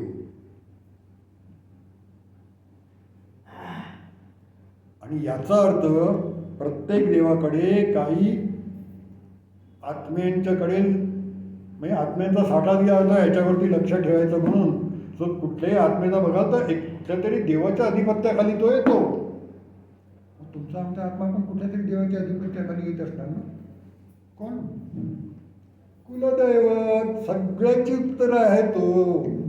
शोधा म्हणजे सापडेल. पण काय माहिती ना, आम्हाला आमचं कुलदैवत माहितीच नाही. कुठे तरी गावी आहे, तिकडे पणजोबा वगैरे गेली होती, आम्ही कधी गेलेलोच नाही. ते पण आमचं काय झालं नाही बाबा, पण ते आमचे नातेवाईक आहेत त्यांना मात्र त्रास होतो. अरे सगळी कुलदैवत सारखी नसतात. गुरु आणि शनी बघा. गुरु आपला बीड चाललाय, गुरुसारखा तुमचं कुलदैवत असेल तुम्ही नाही, हां ठीक आहे. शनीसारखं असेल तर आला नाही काय, तुमचं नशीब. तर सगळं हे कुलदैवतावरती असतं येते शेवटी. आणि मी नेहमी म्हणतो, काही माणसं उंच असतात, काही बुटकी असतात, काही ॲव्हरेज असतात, काही जाडी असतात, काही बारीक असतात, काही स्लिम असतात, काही अफाट गोरी असतात, काही अफाट काळी असतात, काही ॲव्हरेज असतात. काहींची मेमरी अफाट असते, काहींचं आत्ता बोललं आणि आता विसरलं, तर काहींची ॲव्हरेज असते. या सगळ्या गोष्टी आपल्याला मिळतात कारण आपण त्या आई वडिलांच्या पोटी जन्म घेतला असतो. हे सगळे आनुवंशिक आहेत. आणि जोपर्यंत आपल्याला माहिती नाही की आपण त्या आईवडिलांच्या पोटी का जन्म घेतला हे त्याला माहिती आहे, म्हणून त्याला नेहमी थँक्यू म्हणायचं. आपण गर्व करायचा नाही. त्याने आपल्याला काही कारणासाठी आपल्यावर कृपा केली. मी असं म्हणेन की विचार करा ना, सर्वसाधारण लोकांच्या मानाने आपलं जीवन चांगलं होतं. त्याच्याकरता काहीतरी त्यांनी कृपा केलेली आहे का आपल्याला माहीत नाही. गेल्या जन्मी असेल, माहिती नाही, पण हे सगळं त्याच्या कृपेवर चाललंय, तर त्याला कधी विसरायचं नाही असं मला वाटतं. आता मला नाही काही असं होतं माहिती ना की 2-3 गोष्टी एकत्र मिक्स होतात, ते होता का म्हणे.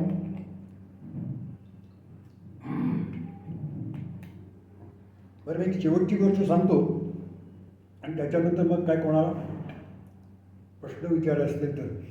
शेवटची गोष्ट अशी की हिंदू धर्मात असं म्हणतात, पुरुष जे कर्म करतो चांगलं किंवा वाईट, निम्मा हिस्सा बायकोला मिळतो. निम्मा हिस्सा पाप पुण्याचा बायकोला मिळतो. पण पत्नी जे करते सगळा हिस्सा तिचा नवऱ्याला मिळत नाही असं म्हणतात ना. ऐकलंय ना सर्वांनी? याला अपवाद आहे, तो कोणी अपवाद ऐकलाय का? अपवाद ऐकलेला नाहीये. कारण ही सगळीकडे हीच गंमत असते. सगळ्या गोष्टी इतक्या आणि सगळ्या मजहबमध्ये चालतं. कारण हा देवधर्माशी संबंध आलेला असल्यामुळे जे गोष्टी काही कळायलाच पाहिजेत त्या नेमक्या लपवल्या जातात. असं आहे की हे खरं आहे की पुरुषाने केलेल्या पाप पुण्याचा हिशोब जो काय अर्धा वाटा असतो तो त्याच्या पत्नीला मिळतो. पत्नीने केलेल्या पाप पुण्याचा हिशोब तिच्याकडे जिवंतपणे तिच्याकडेच असतो. आता मोठी गोष्ट म्हणजे की मृत्यू झाल्यानंतर काय होतं, काय गोष्टी होऊ शकतात. तर प्रत्येकाचा पाप पुण्याचा हिशोब होणार. मग आपण असं धरूया की तुमचा स्कोर पॉझिटिव्ह आहे की निगेटिव्ह आहे. निगेटिव्ह म्हणजे पापाच्या बाजूला, मग निगेटिव्ह असला म्हणजे काय होणार की मग किती निगेटिव्ह आहे, म्हणजे तुम्हाला परत कुठे जाऊन पुन्हा जन्म घ्यायला लागतोय. पुन्हा मनुष्याचाच जन्म मिळतोय की आणखीन कोणाचा मिळतोय. म्हणजे तुम्ही अंबानीच्या घरात होता पण आता तुम्ही एखाद्या फुटपाथवर जन्माला येणार आहात, की आधी तुम्ही फुटपाथवर होता ते आता तुम्ही अंबानीच्या घरात जन्माला येणार आहात. तुमच्या पाप पुण्याच्या प्लस असेल तर असं होऊ शकतं.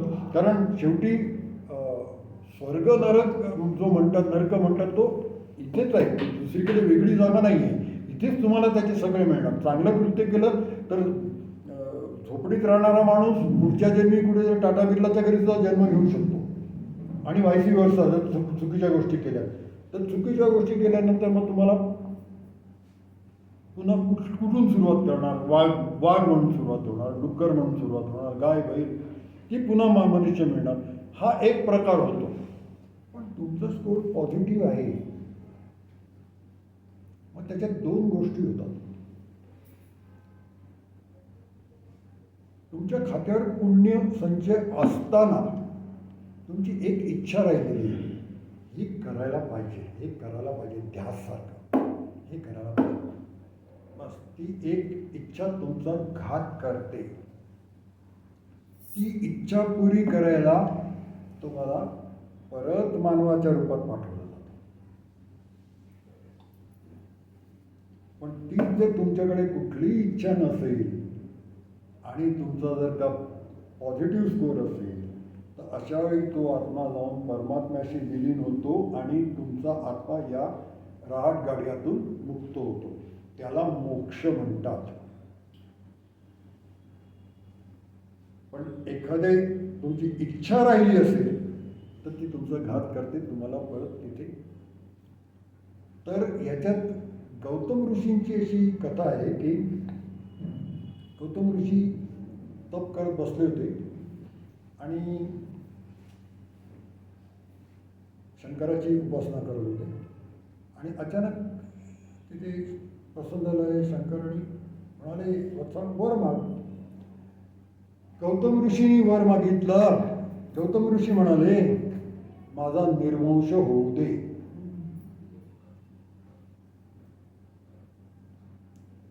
तथास्तु म्हणून शिवजी काय आणि सगळ्यांचे विद्यार्थी शिष्यगण म्हणतात मुनीवर काय मागितलं तू. त्यांचं तर मला मनात काय होतं ते मी मागितलं मला जे होतं त्याला त्यांनी तथास्तु म्हटलं. आम्हाला सांगा ना काय. त्यावेळी त्यांनी हे समजावून सांगितलं की हे जे मी आता बोललो ना मोक्ष मिळतो ते तर पुरुषाने केलेल्या पापपुण्याचा अर्धा भाग स्त्रीकडे जातो. स्त्रीचा ज्यावेळी मृत्यू होतो त्यावेळी तिच्या खात्यावरती जर पॉझिटिव्ह पॉईंट असतील आणि मनात काही इच्छा नसेल आणि ती नवऱ्याच्या आधी म्हणजे सहेवपणे गेली असेल तर तिला मोक्ष मिळतो. आणि तिला मोक्ष मिळाला म्हणूनच तिच्या नवऱ्याला ऑटोमॅटिकली मोक्ष मिळतो हा एक अपवाद आहे. त्याच्या खात्यावर काही पाप पुण्य जरी असलं तरी ती अहेयपणी गेली आहे तिला मोक्ष मिळालाय म्हणून त्याला मोक्ष मिळतो. आणि ते अपघाती मृत्यू असता कामा नये मात्र नॉर्मल. तर गौतम ऋषी म्हणाले की मला असं म्हणायचं होतं की माझ्या पुढच्या होणाऱ्या खानदानात जे कोणी मुलं मुली होतील आणि आणखीन त्यांनी याच्या असं म्हटलंय की स्त्री किंवा मुलगी जी असते ना तिचं मूळ घर हे आईवडिलांचंच घर असतं. त्यामुळे ती त्या क्रायांमधली धरली जाते. प्रजोत्पादनासाठी ती दुसऱ्या घरी जाते पण ती पुन्हा नंतर जो यायचा परत आत्म्यांचा जो प्रवास असतो की गेल्यानंतर परत आला तो ह्या घरात परत येतात. ते आईवडिलांच्या घरातच तो धरला जातो. तर तो त्यांनी काय सांगितलं की जी कोणी मुलगी जन्माला येते त्यांनी काम असं करावं की त्यांच्यामुळे त्यांना मोक्ष मिळेल आणि मुली अशा असतील त्यांनी पण असं काम करावं की त्यांना मोक्ष मिळेल. म्हणजे शेवटी एक वेळ अशी येईल की तिथे जन्म घ्यायला आत्माच नाही कारण सगळ्यांना मोक्ष मिळाला. असा निर्वंश व्हायला हवा असा वर गौतम ऋषींनी शिवशंकराकडे मागितला होता. आता इथे आपल्याकडे काय सध्या काय कुलदीपक हवाच मुलगा हवाच चुकीचे समजून चुकीच्या गोष्टी पसरवल्या जास्ती गेलेल्या आहेत. ज्या गोष्टी लोकांपर्यंत खऱ्या पोचायला पाहिजेत आणि हे याच्यामागची पण कथा आहे. साधारण 1992-93 साली माझा एक मित्र आहे त्याने पारशी मुलीशी लग्न केलं आणि त्याच्याशी माझा वाद त्याचा देवावर विश्वास नाही आणि माझा त्याचा वाद सुरू तिथे जे डोकं सणकलं आणि मी ज्या गोष्टी गोळा करायला सुरुवात केली आकाशासारखा आणि ते मिळत गेलं जे ना त्यातून हे सगळी आता त्या काळी काय सगळं लिहून ठेवायची म्हणजे सोर्सेस कुठे होते ते नोट करायची काय शक्यता नव्हती. जितकं डोक्यात असलं तर मला असं वाटतं की ह्या ज्या गोष्टी मी सांगितल्या ना बेसिकली मी हिंदू धर्म म्हणजे काय आपण हिंदू धर्म पाळतो हिंदुत्व पाळतो याचा फरक काय आहे किंवा ही उत्पत्ती कशी झाली शिवशक्ती म्हणजे काय ह्या गोष्टी तरी बेसिकली समजायला पाहिजेत. आणि माझी एक हिंदीत एक क्लिप मी कोणासाठी तरी बनवली होती त्याच्यात हे सगळं हे म्हणजे एकम दोन शतम शस्त्र म्हटलं ना ते शेवटपर्यंत आहे आणि त्याच्यात मी क्लेम पण केलेलं आहे की काही गोष्टी म्हणजे परार्ध वर्षापूर्वी हे बिग बँग झाला कशावरून तर त्या गणतीतच तुम्हाला कळतं. आहे का वेळ असेल तर सांगेल 5 मिनिटं आहे. काय आहे की महापद्म शंकू जलधी अंत्य मध्य परार्ध शेवटचे 3 काय येतात अंत्य मध्य परार्ध. 4-5 वर्षाचा होतो आजोबांनी माझ्याकडनं भोगून घेतलं हे विसरायचं नाही. हे लक्षात ठेवायचं. माझ्या नातवाकडनं पण मी हुकून घेतलं, हे विसरायचं नाही. त्यावेळी मला कळलं नाही, अंत्य म्हणजे शेवटचं, मध्य म्हणजे मधला, मग अंत्य आधी मध्य नंतर कसं होतं. आता मला आठवत नाही मी आजोबांना विचारलं का, त्यांनी मला सांगितलं तरी ते त्या वयात काय करणं शक्य नव्हतं. पुढे हे शोधताना मिळालं की परार्ध वर्षापूर्वी जो बिग बँग झाला तो जो स्फोट होता त्याची तीव्रता एवढी होती जबरदस्त, ती तीव्रता कमी कमी होत अर्ध्यावर आली तो मध्य, म्हणजे 10 वर्षानंतर ती अर्ध्यावर आली आणि तो पूर्ण थंड व्हायला, अंत्य व्हायला त्याला 100 वर्ष लागली. म्हणून ते जलधी, अंत्य, मध्य, परार्ध. आणि जलधीचा अर्थ पण असा आहे, जलधी म्हणजे जल कॅरी करणारे किंवा जल बनलेले, म्हणजे त्याच्यानंतर जलधी वर्षापूर्वी पाणी पृथ्वी तलावर किंवा असं बनलं गेलं असलं पाहिजे. तर बस ठरवलं होतं तेवढं मी साधारण बोलून घेतलेलं आहे. काही चुकलं असेल तर माफ करा.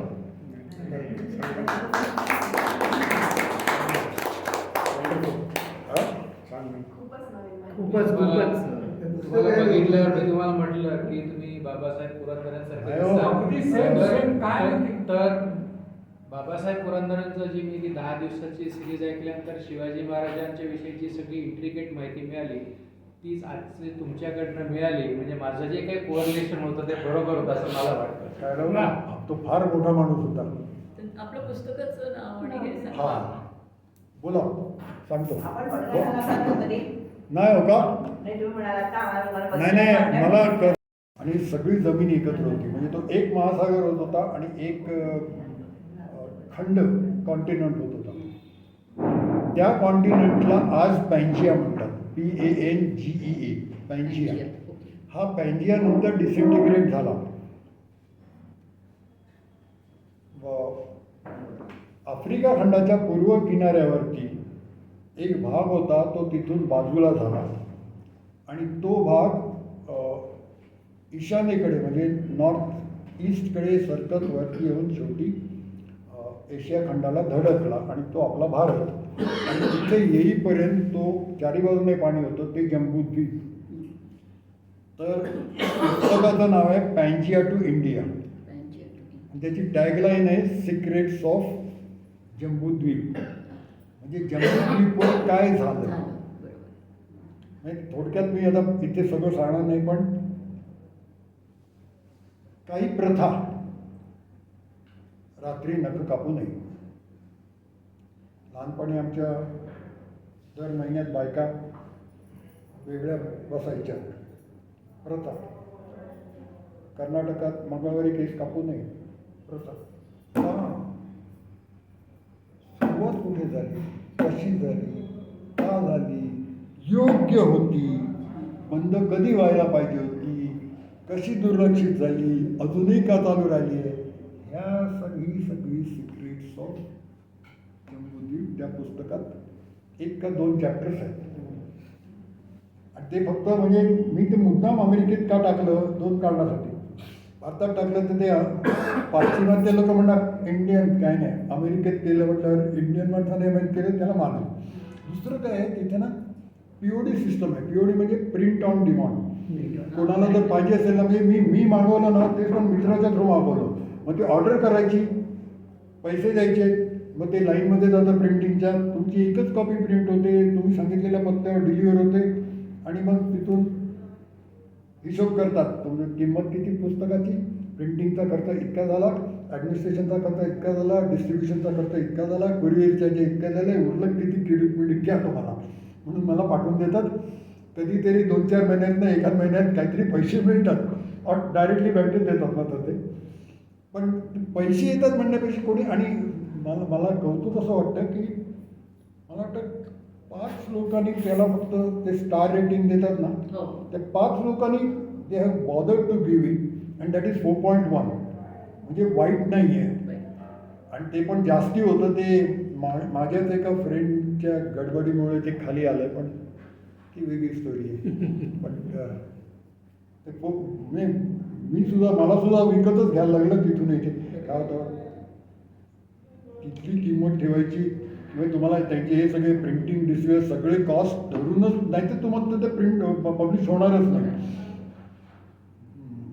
त्यामुळे किंमत ठराविक ठेवली जाते आणि तिथनं सगळं कुरिअर चार्जेस धरून इथे मागवायचं म्हणजे 115-120 पानाचं पुस्तक, छोटंसं पुस्तक आहे, इथे येईपर्यंत त्याचे 1000 रुपये किंमत होते. मी 1000 रुपये दिले. आता भारतामध्ये ते प्रिंटिंग होऊ शकत नाही. काय आहे, भारतात प्रिंटिंग झालं आहे, पण काय आलं आहे ते ज्यांनी केलं त्याने गडबड झाली हो सगळी. मागलं लवकर द्या करायचं आहे, लॉकडाऊनच्या आधी करायचं आहे. मी घाईघाईत दिलं, त्याला सांगितलं कदाचित ही शेवटची कॉपी नाही, याच्यात कदाचित स्पेलिंग मिस्टेक असेल, मी बघीन म्हणून घेऊन गेला आणि न बघता सगळं प्रिंट केलं. त्यात एवढ्या स्पेलिंग मिस्टेक्स आहेत. थँक यू टू इंडिया इथे कर्नाटकात पब्लिश झालेलं आहे, सुबू पब्लिकेशनचं आहे. सुबू SUBBU सुबू पब्लिकेशनचं आहे. पण त्याच्यात इतक्या असंख्य चुका आहेत की मलाच लाज वाटते की काय. आणि ते परीक्षेला ते 2021 झालं असंच, जून जुलैच्या सुमाला. जून जुलैला कधीतरी लॉकडाऊन लागणार होता, त्याच्या आधी काढायचं म्हणून त्याने घाई गर्दीत केलं. मग ते आहे. इथला जो वाचक वर्ग आहे त्यांचे काय त्याच्यावरती अभिप्राय, म्हणजे भारतातल्या लोकांना एवढा सगळा हा विषय मला अजून खरं म्हटलं तर पूर्ण तो अभिप्राय मी तिथे मला आठवत नाही. मला नाही वाटत मी तिकडे माझी ईमेल वगैरे काय दिली असेल, मला नाही वाटत. आणि काय खरं सांगू तुम्हाला काय आहे की त्या आता त्याची सुरुवात कशी आहे त्या पुस्तकाची माहिती आहे का, की आता ज्या रीतीने हे मी म्हटलं ना, हे सगळे लोक म्हणतात की सगळं पाणी एकत्र होतं आणि जमीन एकत्र होती, सगळे म्हणतात. माझा प्रश्न येतो का जमीन एकत्र आणि पाणी एकत्र का, कुठे उत्तर मिळत नाही. मी ते शोधत गेलो आणि मग ते शोधत गेल्यावरती मला पृथ्वीची उत्पत्ती कशी झाली असावी याचं जे माझी थिअरी निघाली ती आजच्या थिअरीपेक्षा वेगळी आहे. आजच्या लोकांची जी थिअरी आहे त्याची ती मॅच होत नाही. मग लोक विचारणार कशाला याला, मी हे सिद्ध कसं करणार. मग ते सिद्ध करायच्या मागे मी बाकीचं बघत गेलो आणि मला शनी मिळाला. शनीच्या रिंग्स ज्या आहेत ना त्या कशा फॉर्म झाल्या याच्याबद्दल कोणीही अजून काही थिअरी दिलेली नाही. ती मी 5 वर्षापूर्वी माझ्या पुस्तकात दिलेली आहे आणि कोणी वाचतो तो लगेच म्हणतो अरे एवढं सोपं होतं, अरे कोणाच्या लक्षात कसं नाही आलं, इतकं सोपं आहे पण लक्षात कसं नाही. आणि तसं शनी फॉर्म झाला तशी पृथ्वी फॉर्म नाही झाली म्हणून मी म्हणतो तशी पृथ्वी फॉर्म झाली असं म्हणत ते सगळं डायनासोर होते ते सगळे एक्सटिंक्ट झाले. त्याच्यात काय बोलण्यात अर्थ नाही. ते सगळं एक युरोपियन आणि युरोपियन डिसेंडंटचं असं आहे. एका युरोपियनने काहीतरी म्हटलं नाही की सगळे हो हो म्हणून सगळे त्याला सपोर्ट करणार. किती मूर्खपणा चुकीचा असतात. हे बघा ना, युक्रेनचं युद्ध झालं, हे सगळे युरोपियन त्याला युरोपियन म्हणून सपोर्ट करायला गेले. इंडिया म्हणाला आम्हाला नाही, आम्हाला घ्यायचं आम्ही रशियाकडनं घेऊ, ते आम्ही तुम्हाला करायचं ते करा, आम्ही आमची काळजी घेणार. आता सगळे मूर्ख ठरतात. त्यांचं ट्रम्प आल्यानंतर ट्रम्पने तर आणखीन वाट लावली आहे. तो जवळजवळ नाटो हे करायला निघाला आहे. म्हणजे तरीसुद्धा ते काय आम्ही म्हणतात ना you scratch my back I scratch yours, तसं त्यांचं सगळं चाललेलं असतं. पण त्या वस्तुस्थिती खरं काय आहे कुठे ना आपल्या इतिहासाची काय वाट लावून ठेवलेली आहे. तिथे कधी आर्यन नावाच्या आलेच नव्हते बाहेरनं कोणीतरी, आणि फुकट हे काळू लोक आहेत, ह्यांना कुठे डोकं असं आहे. म्हणजे तुम्ही बघाल तर मला थांबायचं कधी सांगा, कारण माझं बोलणं सगळं झालेलं आहे. साधी गोष्ट सांगतो मला, हे इंग्रजी तुम्ही जर का इतिहास वाचला तुम्हाला काय मिळतं. भारताच्या शोधात सगळे निघाले होते युरोपियन देश. काय होतं, एव्हरीवन इंग्लिशमध्ये सांगायचं होतं, everyone wanted to know where this prosperous Indus civilization was. Everyone was in search of most prosperous Indus civilization. Okay. इथे आलेत आणि नंतर ते लिहितात काय, we came to India and we found that the people are uncivilise, so we started civilising. एवढा मोठा joke. They were in search of most prosperous Indus civilization, and when found they find people uncivilized, so they civilize them, means convert them.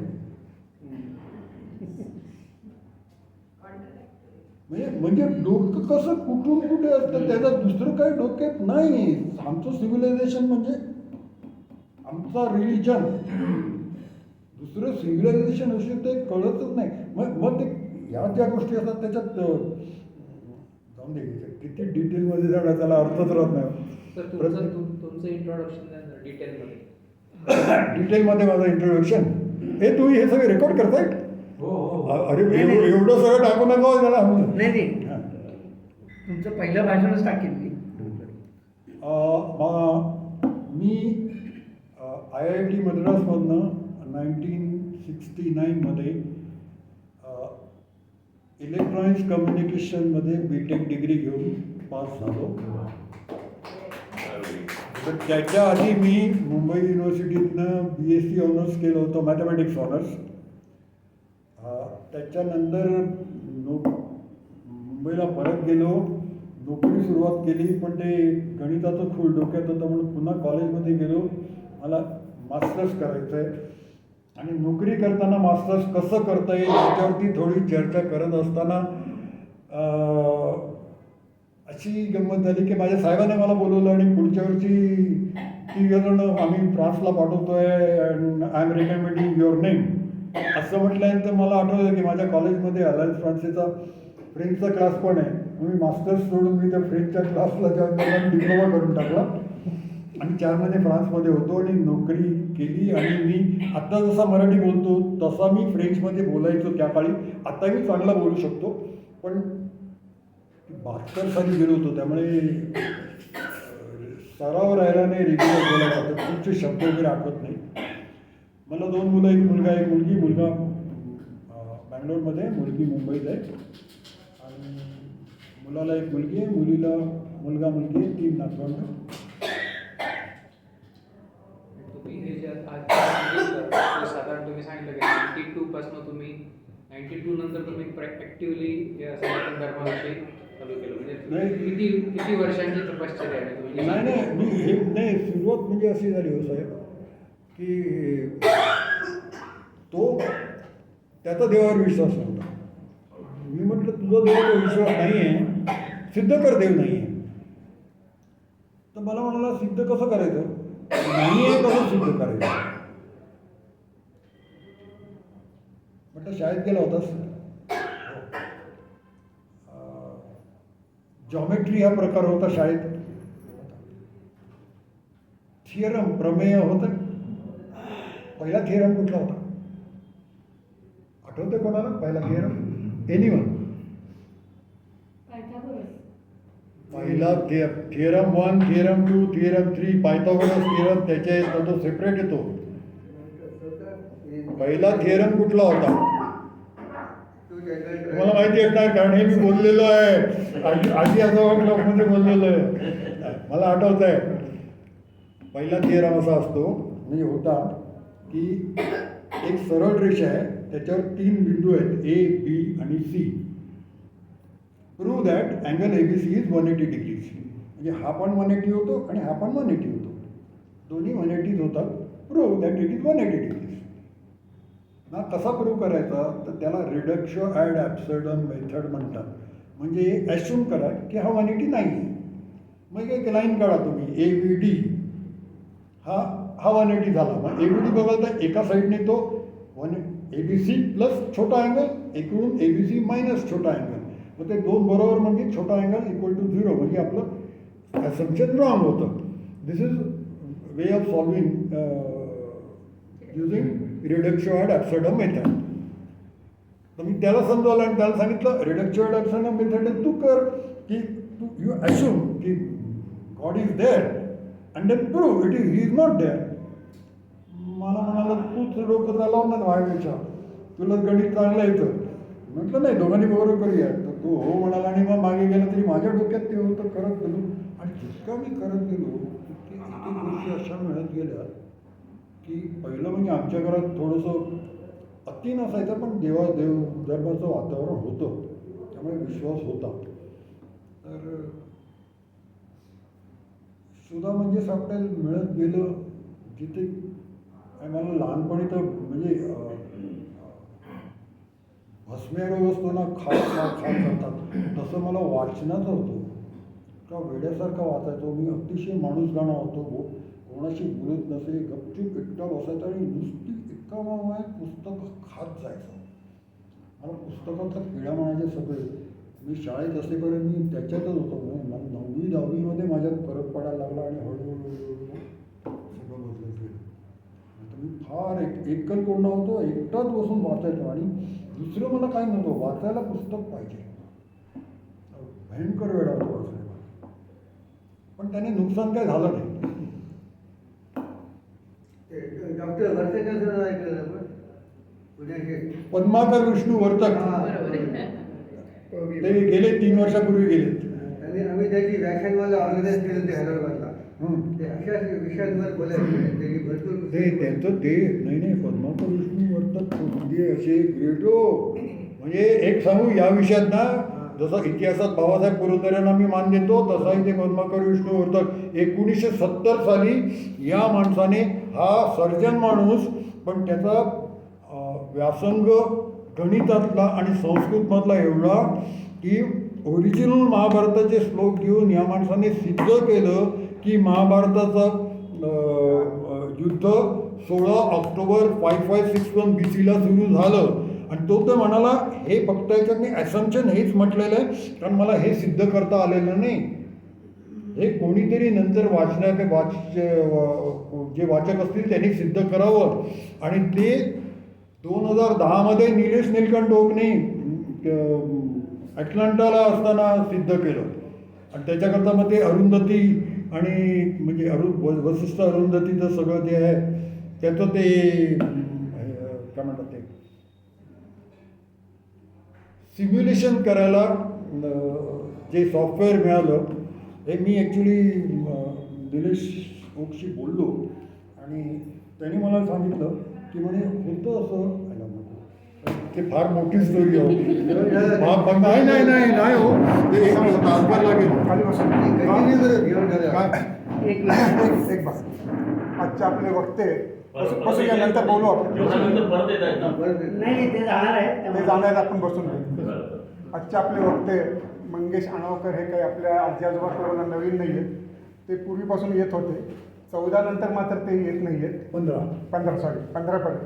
आणि असे बरेच आमचे त्यांनी speeches दिलेत आणि पुष्कळ आम्हाला त्यांचं ऐकायला मिळालं. आणि आज आपला योग होता आणि इथं येऊन त्यांनी सांगितलं सनातन धर्म वगैरे. तर आता त्यांनी जे 1 तास सांगितलं आहे ते तुम्ही जरा मनन करून यामध्ये आपली काय गती वाढते ते आपण त्यांचं पुस्तकही वाचायला हरकत नाही. हरकत नाही म्हणजे वाचाच. त्यामुळे पुष्कळ आपल्याला उलगडा होणार आहे आणि आपल्याला स्ट्राईक होणार आहे. आत्ता जे बोलले ते त्या पुस्तकात असणारच. त्यामुळे हे फार महत्त्वाचं पुस्तक आहे. नाही ॲक्च्युली काय, त्या पुस्तक मला आठवत नाही, कारण मग मी आत्ता जे पुस्तक अमेरिकेत आहे ना ते मी रिवाईज केलं थोडं, कारण काही काही शॉर्टमध्ये लिहिलं होतं ना, ते मी डिटेलमध्ये लिहिलं. नाही म्हणत ते करतं म्हणतो. हां, तुमचं पुस्तक घेऊन वाचलं ना तर त्याच्यात नक्की तुमचे कोण नातेवाईक असतील तर जरूर मागून घ्या. इथलं त्यांनी सांगितलं की बरेच स्पेलिंग मिस्टेक होते, ते सोडून द्या, आपण तिकडचं रेफर करूया. ते तिकडनं मागवलं तर स्वस्त पडतं का? नाही स्वस्त नाही, पण ते त्याच्यात काय कंटेंट आहे त्याच्यात महत्व आहे. नाही ते म्हणाले सांगतो. तिकडे कोणी असेल तर म्हणून. तिकडे जे आहे ते ओरिजिनल होतं, इथे प्रिंट करताना चुकीची कॉपी गेली, त्याच्यात चुका आहेत. बरोबर. आणि त्याच्यानंतर मग ते 3 वर्षांनी मी रिवाईज केलं, त्याच्यात खूपशा गोष्टी मी ॲड केल्या त्या इथल्या पुस्तकात नाही आहेत. त्याच्यात ॲड केल्यात मी तुम्हाला. नॉर्थला बघा आपला महिना अमावस्या ते अमावस्या, पण तुम्ही नॉर्थला गेले तर ते पौर्णिमा ते पौर्णिमा, याचं योग्य कुठलं का सगळं त्याच्यात डिटेलमध्ये दिलेलं आहे. याच्यात डिटेलमध्ये नाही दिलेलं. आम्हाला ग्रुपमध्ये द्या म्हणजे आपण बघूया. आठवतं माझ्याकडे पाठवलं ते. पण सर वाढ आहे त्याबद्दल. गणित वाण आपण देत असतो.